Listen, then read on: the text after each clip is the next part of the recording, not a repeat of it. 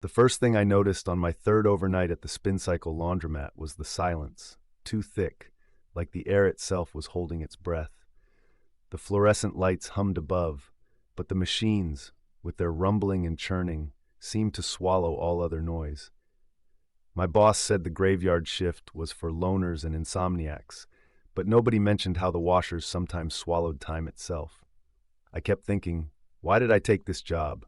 I remembered needing money, but there was something else, something urgent, gnawing at the back of my mind. At 2:47 a.m., a woman in a faded red coat came in, clutching a garbage bag full of clothes. She offered a crooked smile, but her eyes darted to the rows of industrial washers like she was searching for an escape.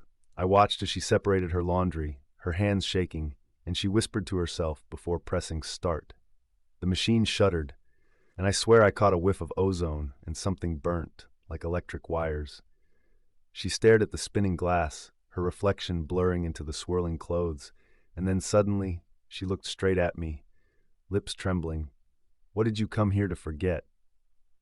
The question hit me harder than it should have. My memories felt slippery, like soap in a wet hand. I tried to recall why I wouldn't go home, what I was so afraid of. Every time I passed the dryers, I heard faint giggling, like a child's laughter, echoing from the vents. The camera feed behind the counter glitched, flickering between static and brief, distorted glimpses of people's faces. Faces I almost recognized, faces I might have known. I peered into one of the open machines and saw a snapshot of myself as a kid, crying in a playground, but when I blinked, it was gone. By the end of my shift, the woman in red was gone, her clothes abandoned in the machine. My own name felt unfamiliar, and my hands shook as I swept the floor.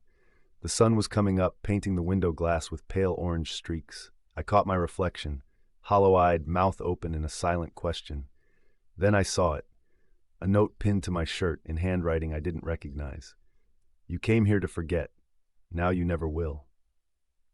And in that moment, I realized the machines hadn't just erased memories. They'd filled the holes with something else, something that watched from every spinning drum, waiting for the next desperate soul to clock in.